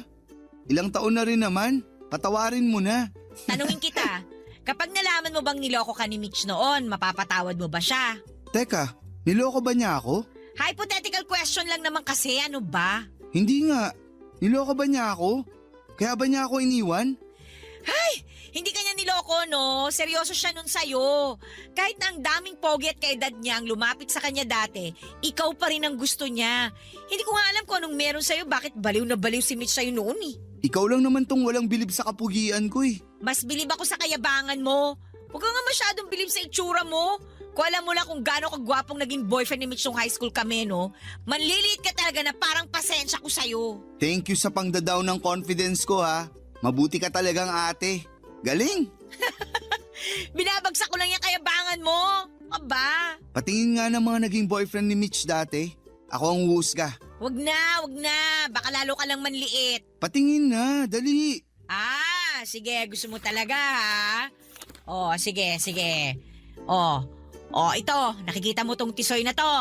Valedictoria namin nung high school to at siya rin ang first love ni Mitch. Teka, lugi naman ako dyan. First love yan eh. Tsaka mas gwapo sa'yo to, no? O ngayon, kumusta ang pagkabilib mo sa sarili mo, ha? May natitira pa ba? Wala naman sa itsura pag nagmamahal ka. Sabay kabig ka ng ganyan ngayon. Pero matanong ko lang, sino sa tingin mo yung mas minahal niya sa amin? Gusto ko sanang durugin ka pero... Ikaw yung mas minahal ni Mitch. Paano mo nasabi? Tisoy yan tapos matalino pa. Ako, parang dumi lang ako sa kuko ng lalaking yan. Asa na ngayon yung inilalaban mo na wala sa itsura ang pagmamahal? Bigla ako nang hina nung pinakita mo sa akin yung itsura ng first love niya eh. Hindi ka dapat makaramdam ng ganyan. Kasi kung alam mo lang kung paano ka ikwento ni Mitch sa akin. Ibang ningning na mga mata niya kapag ikaw ang binabanggit niya. Sa tingin mo ba, naaalala pa niya ako? Ikaw, naaalala mo pa ba siya? Nitong mga nakaraan, napapadalas. Hindi man kasing dalas mo, sumasagi ka pa rin sa isip niya. Sumasagi nga rin kaya ako sa isipan niya. Paano kaya niya ako naiisip? Sino kaya ang kasama niya noong naiisip niya ako? Ang dami kong tanong noon dahil sa sinagot ni Ate Nila sa akin. Pero hindi ko yon sinabi sa kapatid ko, Papa Dudut. Tumahimik na nga lang ako at pasimpleng nagbiro na mas maapil ako sa naging boyfriend ni Mitch noong high school. Hanggang sa magpalit na kami ng topic at sinarado na rin ni Ate Nila ang yearbook niya. Pagkatapos noon ay iniwan niya ang yearbook sa mesa dahil biglang tumunog ang cellphone niya. Nang makalayo si Ate Nila para sagutin ang tawag ay siya namang pagdampot ko sa yearbook at pagbuklat kung saang pahina nakapaskil ang magandang larawan ni Mitch. Napangiti ako nang mapunta sa pahina na yon, Papa Dudut. Napakaganda ni Mitch habang suot ang kanyang toga. Kahit nga black and white lamang yon, pero litaw pa rin ang kagandahan niya. Lumabas ang magkabilang beloy sa kanyang maumbok na mga pisngi. Napakaganda ng kanyang pagngiti. Simple lang ang mukha niya at walang halong kolorete. Iyon na yon ang babaeng natutunan kong mahalin ng una kong makilala. Kumusta na nga kaya siya? Muli na naman akong nagtanong sa isipan ko. Ngumiti akong muli nang maalala ko kung gaano siya kaganda at nawala rin ang ngiting yon. Nang maalala ko kung gaano kasakit nang bitawan niya ang mga salitang ayoko na. Dahil doon ay sinarado ko nang muli ang yearbook ni Ate Nila at nilapag yon sa mesa. Tumayo na ako para pumasok sa kwarto ko. Pero napalingon akong muli at sinarado kong yearbook ng ate ko. Tulad ng yearbook na yon ay tuluyan na rin kayang naisara ang love story namin ni Mitch. Papa Dudut. Barangay Love Stories. Barangay Love Stories. Sinubukan kong hanapin si Mitch sa Facebook. Pero nahirapan akong gawin yon, Papa Dudut, hanggang sa naisipan kong hanapin ang mga kakilala kong kamag-anak niya. Ang pinaka-close niyang pinsan ang una kong hinagilap. Hindi naman ako nahirapang gawin yon at sinubukan kong i-check kung friend dito si Mitch sa kanyang Facebook account. Pero hindi. Kaya naman naglakas na ako ng loob na i-message ang pinsan ni Mitch para malaman kung nasaan na siya. Doon ko nalaman na wala ngang Facebook si Mitch at tanging cellphone number lamang nito ang ibinigay sa akin. Pasimple ko na nga ring inalam kung may asawa na ba si Mitch at laking saya ko nang malaman kong kakahiwalay lang pala ni Mitch sa kanyang naka-live-in. Papa Dudut, wala po akong sinayang na oras. Agad kong tinext si Mitch at nagpakilala. Wala pong isang oras ay nakatanggap na ako ng reply sa kanya. Magiliw si Mitch na nakipag-usap sa akin. Hindi ko pa naman siya nilandi noon. Tinatansya ko pa rin siya, Papa Dudut. Siyempre, galing lamang siya sa hiwalayan at ayoko namang mabigla siya sa pagpaparamdam ko. Kahit sa totoo lang ay nai-excite na akong muling makita kung may pag-asa ba kaming magkabalikan, lalo't pareho na kaming single na dalawa. Kahit naman tinatansya ko na siya noon ay gumawa pa rin ako ng paraan para mabilis kong malaman kung may pag-asa kaming dalawa.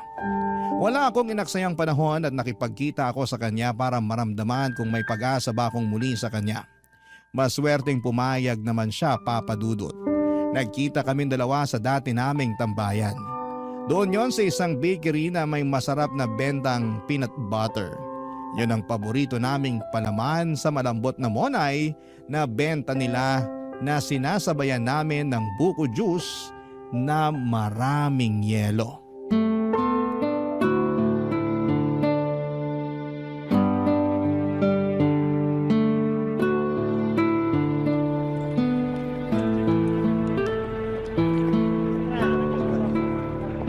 Grabe! Iba talaga ang lasa ng peanut butter dito. Ang creamy, nakakamiss. Sana all namimiss. Masyado akong nakafocus sa lasa ng peanut butter. Kaya hindi ko muna papansinin yung pagpapasana all mo. Ang hina ako naman sa'yo. Gusto ko lang namang malaman kung namiss mo rin ako tulad ng pagkamiss mo dyan sa peanut butter. Hindi ko na kailangang sabihin yon. Habang nagpapalaman ako ng peanut butter kanina, bigla akong na-miss nung mga panahong magkasama tayo rito. Lalo kapag malakas ang ulan. Ang sarap kasing tumulala sa bintana habang umuulan. At habang umangata ng monay na may peanut butter. Tapos sasabayan pa ng buko juice na maraming yelo. Tapos nagmamadali na akong iatid ka pa uwi kasi tumatawag na ang nanay mo. Nirason mo pa ang nanay ko, gusto mo lang naman magbanyo. Ang lakas kasi makasira sa tiyan mo ng peanut butter at malamig na buko juice. Kahit alam kong red flag sa akin ang combo na yon, gusto ko pa rin. Alam mo kung bakit? Kasi alam mong paborito ko ang combo na yon at gusto mo akong sabayan. Kahit masira pa ang tiyan ko. Pwede naman kasing magkape ka na lang kaysa sabayan mo pa ako sa buko juice eh. Masama bang piliin kong makasabay ka sa mga paborito mong pagkain? Ayan, yan na yan. Ang alin? Diyan mo ako nadali. Lagi mong inuuna yung gusto ko kahit makakasama pa sa'yo. At handa akong ulitin yun ngayon. Jerry. Mitch, alam ko kagagaling mo lang sa iwalayan. Hindi naman kita minamadali. Gusto ko lang malaman mo na walang nagbago. Ito pa rin ako. Gusto pa rin kita. Alam mo bang ikaw ang huli ko? Huli? Una't huli. Ang hirap ko bang palitan? Ang hirap mong tumbasan. Wala ka pa rin pinagbago. Kuha mo pa rin ako sa mga ganyang linya mo. Mabuti naman. Akala ko nangalawang na ako eh. Ako nga ata nung nangangalawang na eh. Di ko na alam kung paano sasagot sa mga ganyang linyahan mo. Di ko na alam paano magpaligaw. Magtulungan na lang tayo sa ligawan. Dapat lang naman. Kahihiwalay ko lang, Jerry eh. Pero hindi naman ibig sabihin nun eh. Hindi ka na dapat sumubok ulit. Sumubok na ako sa'yo noon. Ano nangyari? Natalo lang tayo pareho. Natapos lang din. Baka naman iba na ngayon. Ganyan ka kakampante? Oo. Kasi hindi naman tayo pagtatagpuin ng tadhana ngayon kung wala lang to. Pinagtagpo tayo ng tadhana kasi pinilit mo.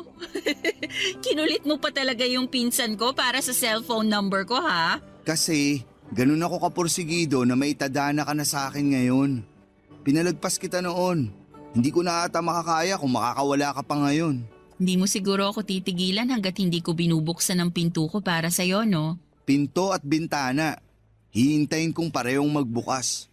Sa ngayon, pwede bang bintana lang muna?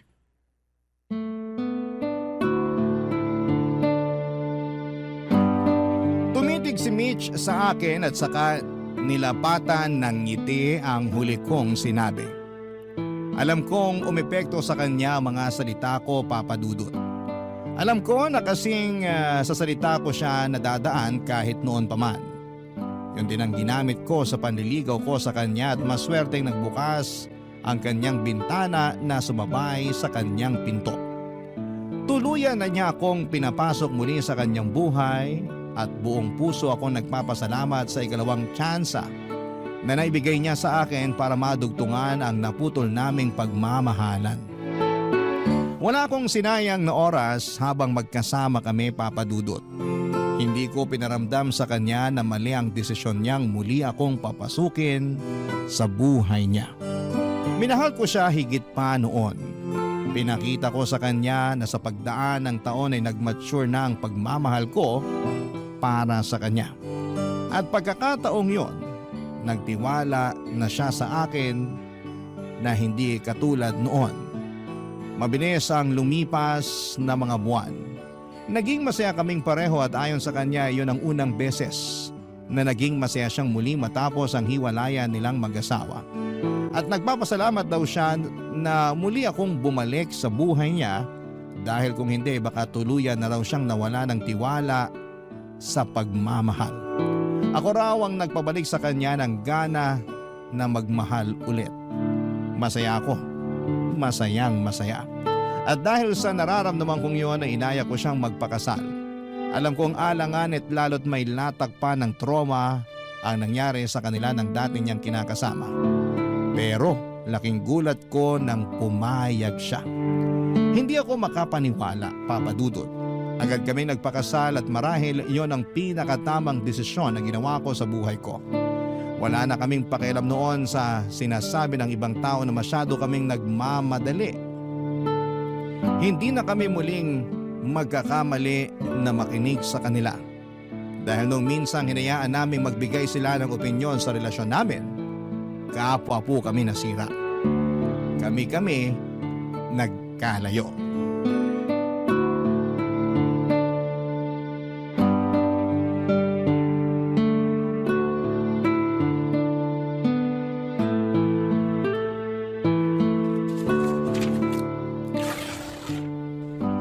Dahan-dahan ka sa pagbubukas ng mga regalo natin, ha? Baka pwede ko pang magamit yung mga karton. Oo naman. Alam ko namang reyna ka ng pagre-recycle. Pati yung mga gift wrapper, ha? Baka pwede ko pang magamit yan pang balot ng ireregalo ko sa mga future wedding na pupuntahan natin. Ang resourceful at wise naman pala nitong napangasawa ko. Anong resourceful at wais? Baka kuripot ka mo. Gusto mo ba pati tong adhesive tape itabi ko? Baka kasi gusto mo pang magkuripot sa pandikit. Hoy, hindi naman ako ganyan kakuripot, no? Ang ating nila mo kaya ang ganyan. Sinabi mo pa. Ito ang niregalo niya sa atin na microwave oven Galing pa sa napanulunan niya sa raffle sa trabaho niya nung Pasko. Hoy, hindi ko alam yan, ah. Akala rin niya hindi ko alam.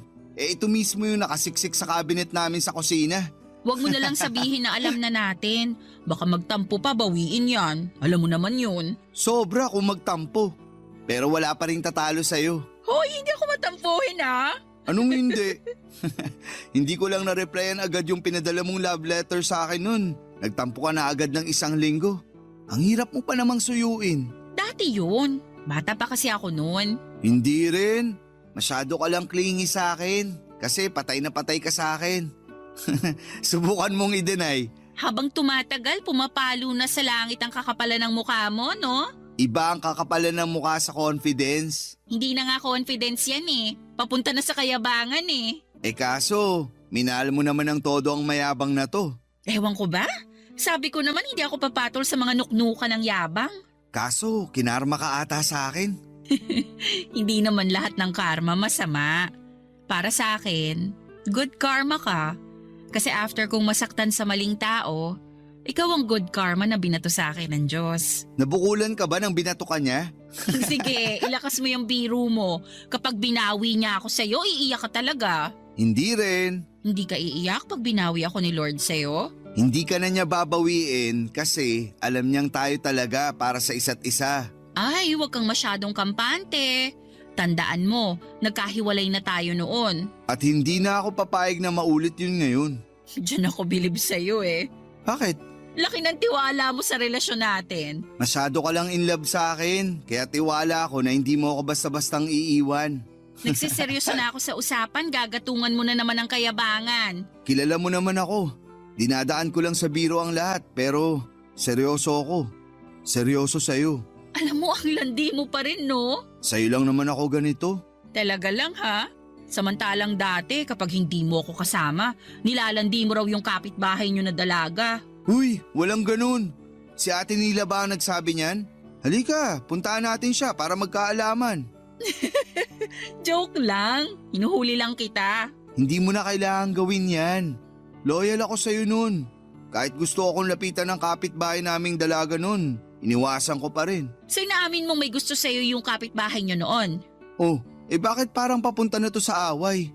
Huwag mong sabihin sa akin pinagseselosan mo pa yun. Masama ba?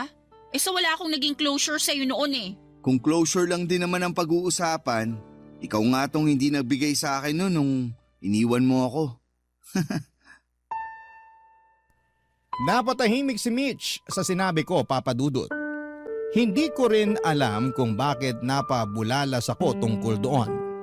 Nangako naman ako sa sarili ko na hindi na importante ang dahilan kung bakit niya ako iniwan noon dahil nakabalik naman siya sa ngayon. Kaya lang tao lamang ako at naghahanap ng sagot kung bakit nawala siya sa akin noon. Babawiin ko na nga sana yung sinabi ko para hindi na awkward. Nagkunwari na lamang ako na pinagpapatuloy na ang pagbubukas ng regalo. Kaya lang ay hindi na ibalik ang dating masayang energy namin. Kaya naman hinawakan ni Mitch ang mga kamay ko para ibigay sa akin ang closure na ilang taong ko ring hinahanap. Pinatigil niya ako sa pagbubukas ng mga regalo. Hinarap niya ako at tinanong kung gusto ko ba talagang malaman kung bakit niya ako iniwan. Tumango lamang ako kahit na hindi na ako noon sigurado kung gusto ko pa rin bang malaman. Napabuntong hininga si Mitch. Panay ang tingin niya sa paligid. Parang alanganin din siya kung sasabihin sa akin ang katotohanan. Kinabahan ako noon, Papa Dudut, kung ano-ano ang laro sa isipan ko sa kung bakit nga ba niya ako iniwan. At doon ay mas lalong kumabog ang dibdib ko nang malaman ko ang katotohanan. Inamin niya sa akin na nagpadala siya sa mga sinabi ng ibang tao na masyado akong bata para sa kanya. Na kesyo maghahanap daw siya ng kaedad niya at pareha sa level ng pag-iisip niya. Kaya naman pinatos niya ang isang manliligaw niya. Hindi raw niya gusto ang lalaking yon pero nagawa niyang patulan dahil masyado siyang nadala sa emosyon niya. Nilihim nila ang kanilang relasyon. Hindi yun nalaman ni Ate Nila dahil nahihiya rin daw si Mitch sa ginawa niya. Pero 2 buwan lang nagtagal ang relasyon na yon at iniwan na rin siya ni Mitch, Papa Dudut. Na-realize daw niya na ako talaga ang gusto niya. Gusto raw niya makipagbalikan sa akin pero sinabi ni Ate Nila na masyado na raw akong nasaktan at mas makakabuti kung mag-move on na lamang kaming pareho mula sa sakit na aming naranasan ng mga panahong yon, Papa Dudut. Barangay Love Stories. Barangay Love Stories. Hindi ko pa rin matanggap na pinagpalit ako ni Mitch sa iba, Papa Dudut. Inakala kong hiniwalayan lamang niya ako dahil nakinig siya sa iba. Kaya lang iba pala ang totoong nangyari. Nasaktan ako noon at hindi ko naman yon gustong ipakita sa kanya. Kaya lang ay mabilis niya akong nahalata, Papa Dudut. Kinausap niya ako tungkol doon, natatakot na raw siya na baka magbago na ang isip ko sa kanya. Natakot siya na baka hindi ko na siya gustong mahalin. Doon siya nagkakamali. Kahit ganoon ang nangyari sa nakaraan namin, ni minsan ay hindi sumaglit sa akin na bawiin ang pagmamahal ko sa kanya, Papa Dudut.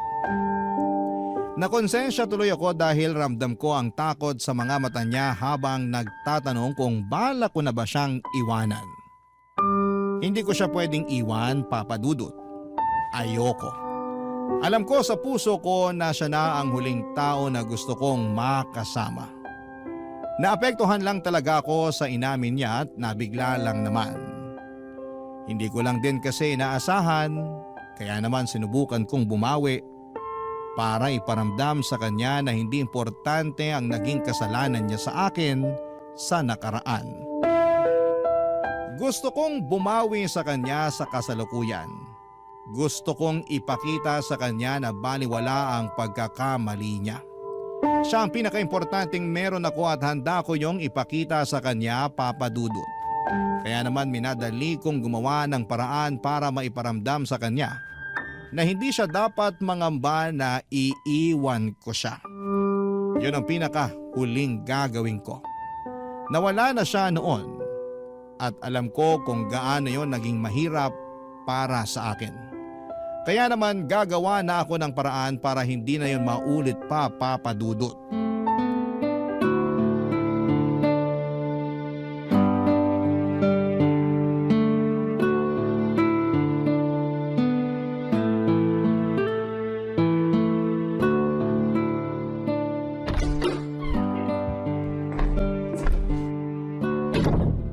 Mitch, asan ka? Nakauwi na ako. Ang aga mo namang umuwi. Hindi ba mamaya pang 6:00 ang out mo sa trabaho? Nag-early out ako. Bakit? Masama ba pakiramdam mo? Gusto mo ipagtimpla kita ng tsaa? Ano, may masakit ba sa'yo? O teka, lalabas lang ako para bumili ng gamot mo ha?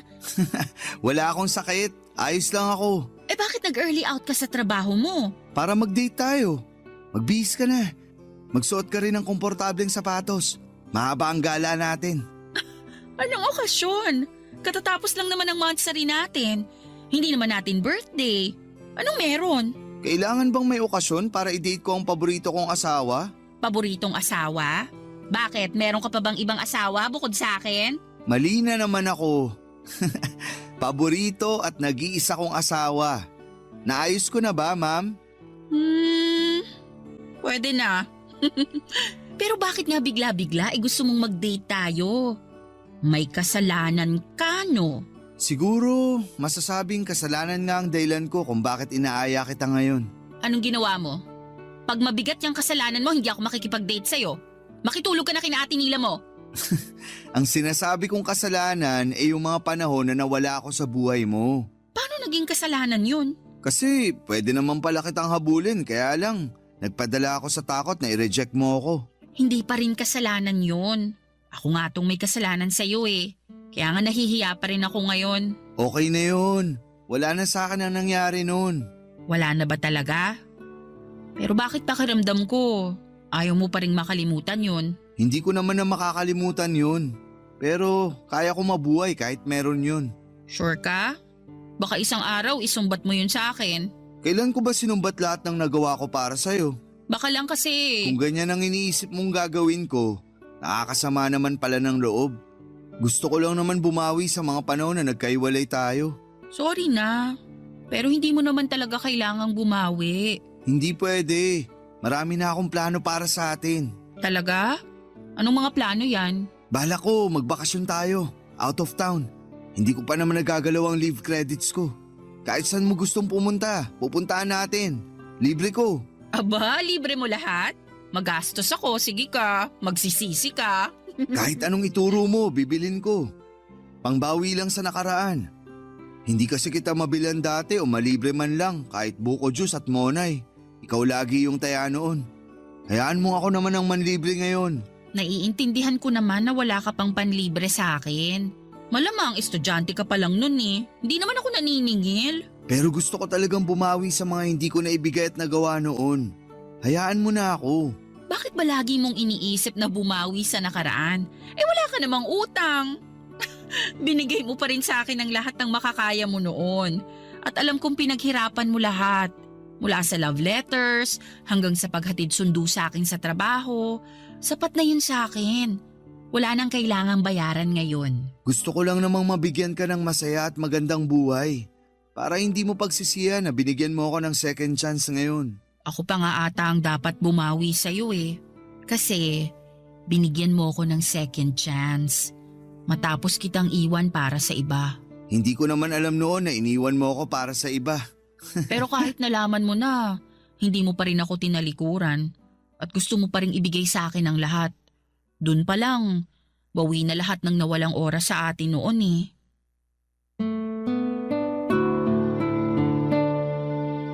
Hindi ako makapaniwala kung gaano ako kaswerte na magkaroon ng chance para marinig ang mga salitang yon mula kay Mitch. Hindi pa rin ako makapaniwala na meron kaming second chance para ipagpatuloy ang pagmamahalan namin na naudlot sa nakaraan. Baka nga kinailangan naming pagdaanan ng hiwalayang yon para malaman namin na kami ang itinakda ng Diyos. Niyakap ko siya dahil hindi ko na alam kung ano pa ang isasagot ko.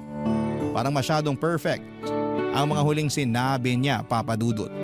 Hindi ko na yon madudugtungan pa. Kaya dinaan ko na lamang sa yakap para iparamdam sa kanya na masaya akong narinig sa kanya na sapat na ang lahat. Pero kahit na ganoon pa man ay hindi pa rin niya ako napigilan na ibigay sa kanya mga bagay na hindi ko nakayanang ibigay noon. Hindi na ito para bumawi lang. Ginawa ko na yon para makita niya kung gaano ko siya kamahal. Sa paglipas pa ng mga buwan ay naging masaya ang relasyon naming dalawa, Papa Dudut. Wala kaming naging pagtatalo.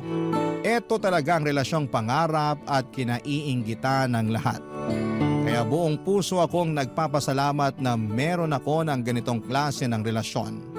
At pinangako ko sa sarili ko na kahit na anong mangyari, hindi ko ito sasayangin. Minsan ang nawala si Mitch sa akin.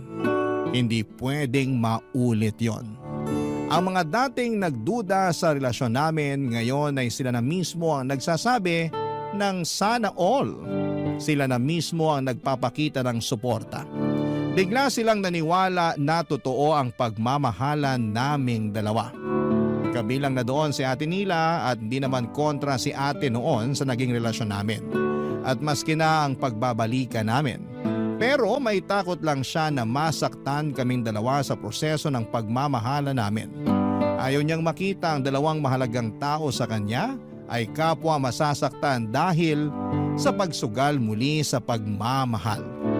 Tinanggal namin ang mga takot na yon nang dalawin niya kami sa aming bahay, Papa Dudut.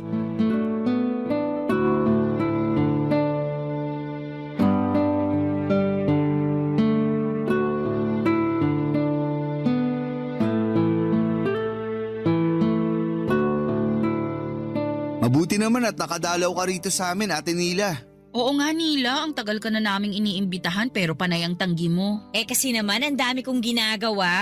Umiiwas ka lang ata sa amin eh. O hindi ah! Kilala kita. Pag nanlalaki ang mga mata mo at kinakagat ang labi mo, ibig sabihin guilty ka. Siguro ngayon lang nagsisink in sa akin na nagkabalikan na kayong dalawa. At hindi na kami magkakaiwalay pa. I love you, Mitch, ha? Palagi. Huwag mo nga nilalandi sa harapan ko ang best friend ko, Jerry ha. Nakakakilabot. Aba, hindi ka pa rin ba sanay? Dati pa naman nakikita mo na kaming naglalambingan. Akala nyo ba nasanay na ako noon? Panay kaya ang iwas ko sa inyo kapag nakikita ko kayo naglalambingan. Mas lalo ngayon, no? Masanay ka na kasi hindi na to hihinto. Hindi na kami maghihiwalay. Ganyan din naman ang sinabi nyo sa akin noon eh. Sabi nyo kahit anong mangyari, hindi kayo maghihiwalay. Magtiwala ka na sa tibay ng relasyon namin ngayon. Wala na tong gibaan. Alam nyo, bigla ako may naalala. Kung mapapahiya lang kami sa alaala na yan, wag mo nang ituloy. Nakakahiya naman talaga kayo noon, no? Ang OA yung pareho. Tapos masyado pa kayong madrama. Talo nyo pa ang mga bida sa teleserye. Akala nyo lagi nyo kalaban ng buong mundo. Parang gano'n naman ang nangyari noon. Oh well, tama rin naman.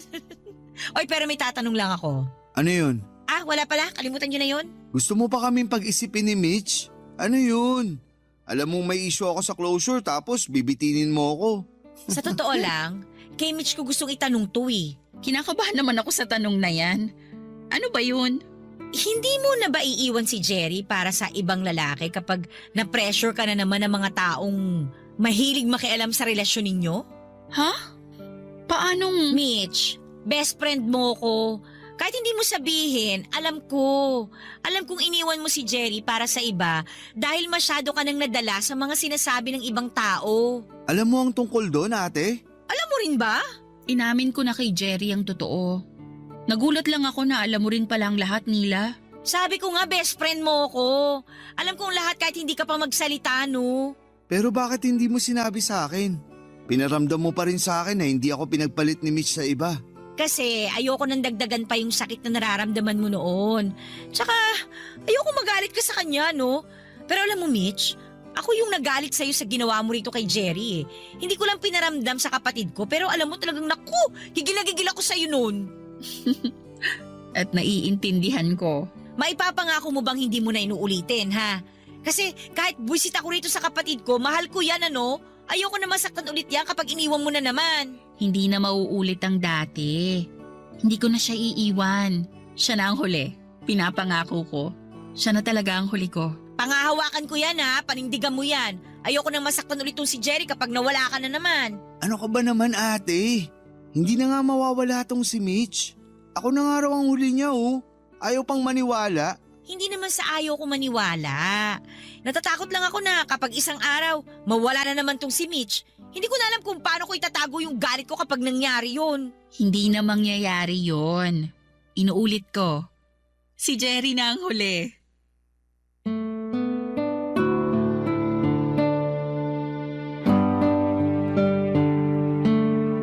Papadudot hinawakan ni Mitch ang kamay ko at tinignan ako habang sinasabi ang mga salitang yon.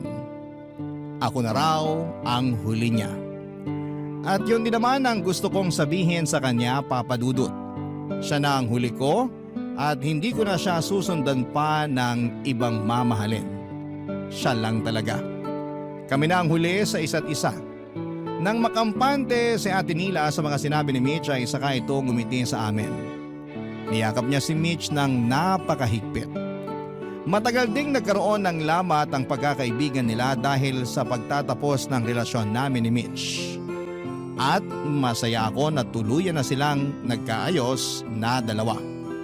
Saglit pang nanatili si Ate Nila sa bahay bago nagpaalam sa amin para umuwi na. Hinatid namin siya ni Mitch hanggang sa kanto namin. Hinintay namin siyang makasakay ng taxi bago kami nagpasyang bumalik ng bahay. Magkahawak kamay kami ni Mitch habang naglalakad pa uwi. Hanggang sa biglang makaisip si Mitch ng pwede naming gawin. Sinabi niya na natatakam daw siya ng monay na may peanut butter at saka buko juice na maraming yelo. Nagmadali kaming pumunta sa paborito naming bakery at maswerte kaming hindi pa yon nakapagsara kaya nakapag-order pa kami. Alam kong sasamang muli ang tiyan ko dahil pinagsabay ko naman ang monay at buko juice pero wala akong pakialam. Masyado akong lumulutang noon sa saya dahil sa pagmamahal ko kay Mitch. Nang matapos kaming kumain ay inaya niya akong maglakad at tunguhin ang paradahan kung saan madalas ko siyang hinahatid at sinusundo pagkatapos ng kanyang trabaho. Ilang libong alaala ang nagbalik sa amin ang mga oras na yon. Kahit sabihin pang saglit na panahon lang kaming naging magkarelasyon noon. Nang magtinginan kaming dalawa ay doon ko naramdaman kung gaano ko gustong ialay ang buhay ko sa kanya. Sobrang mahal ko siya, Papadudot. Hindi ko napigilang hawakan ang kanyang mukha at ulitin ang pangakong siya na ang huli para sa akin. Ngumiti siya at inulit din ang mga katagang yon sa akin. Ako na raw ang kanyang huli. Nagkatotoo naman ang pangako niyang yon. Ako na nga ang kanyang naging huli. Dahil isang araw muli na naman niya akong iniwan. At sa pagkakataong yon alam kong hindi na siya babalik pa. Hindi niya ako pinagpalit sa iba pero sa Diyos na ang bumawi sa kanya. Sobrang sakit noon para sa akin. Akala ko sa pangalawang pagkakataon ay magiging masaya at mahaba na ang pagsasama namin, Papadudot. Pero tulad ng dati parang pinatikim lang sa akin ang kaunting saya kasama siya. Dahil sa huli, babawiin din siya. Ilang buwan nang sumakabilang buhay si Mitch, Papadudot, at hanggang ngayon ay wala pa rin closure sa akin ang pagkamatay niya. Hanggang ngayon, patuloy pa rin ang pagtatanong ko sa Diyos. Bakit niya binawi si Mitch? Bakit niya ibinalik si Mitch sa akin gayong balak din pala niya kaming paghiwalayin? Mas matatanggap ko pa siguro kung pinagpalit na lamang niya ako sa ibang lalaki.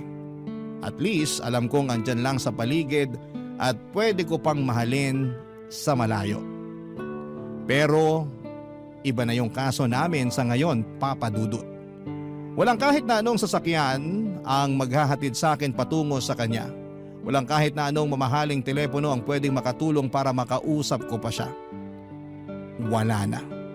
Oo, at ako ang kanyang huli pero napakasakit isipin na hindi ko naman maramdaman kung gaano ako kaswerte na ako ang lalaking huli niyang minahal dahil hindi ko naman siya mahahawakan at nalalapitan. Ako man ang huli pero bakit ang hirap? Ang hirap makita ang kagandahan ng mga salitang yon.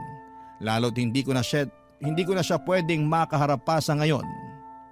Maraming salamat po sa pagdadalamhati at pagbasa ng aking liham. Ang inyong kapuso at kabarangay forever, Jerry.